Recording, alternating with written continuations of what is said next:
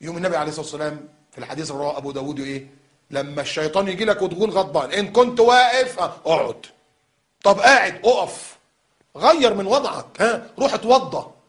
الشيطان مخلوق من نار، والنار تطفأ بالماء. يلا اتوضى، طفي نارك. طب بتنرفز،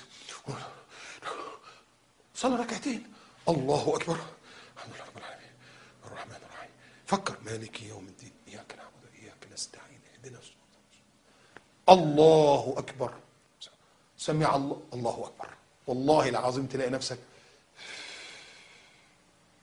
الشيطان هيقف بقى ايه؟ ما عرفش يخليه يتنرفز. ليه؟ اسأل عن المصائب كلها اساسها ايه؟ النرفزه والغضب. اللي قتل، اللي سب دين، اللي طلق مراته، اللي كسر مش عارف ازاز، اللي خد اللابتوب بتاعه ده مش عارف ايه، اصل ما كنتش حاسس بنفسي. شوف، ما كنتش حاسس بنفسي. طب وليه يا اخويا؟ وليه ما كنتش حاسس بنفسك؟ ومين اللي خلاك تعمل كده؟ الشيطان. الشيطان.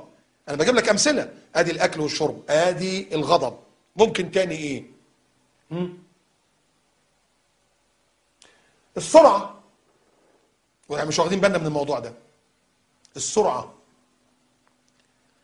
هي السرعه مش مطلوبه، يعني مش غلط في كل حاجه، لكن السرعه مثلا كما قال النبي صلى الله عليه وسلم: العجله من الشيطان والتأني من الرحمن. حديث رواه الترمذي، حديث حسن. العجله من الشيطان. بص بالله عليك، ايه يا ابني يا ابني؟ ايه ده؟ بجري. تجري ليه؟ يجري، وبعدين تيجي عند الاشاره حمراء، اللي كان ماشي بالراحه جه جنبه، وقفوا الاثنين مع بعض.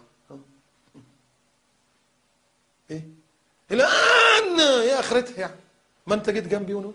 انت طلعت تجري سبعتني، وبعدين الاشاره وقفت، رحت انا.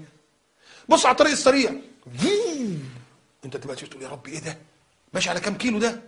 وبعدين فين بعد كام كيلو انت عديته؟ ليه؟ ضربت منه فرده، بنشرت منه زي ما بنقول، وقف على البتاع، حله، رفع الكوريك، حل الصواميل، نزل العجله، حط العجله الثانيه.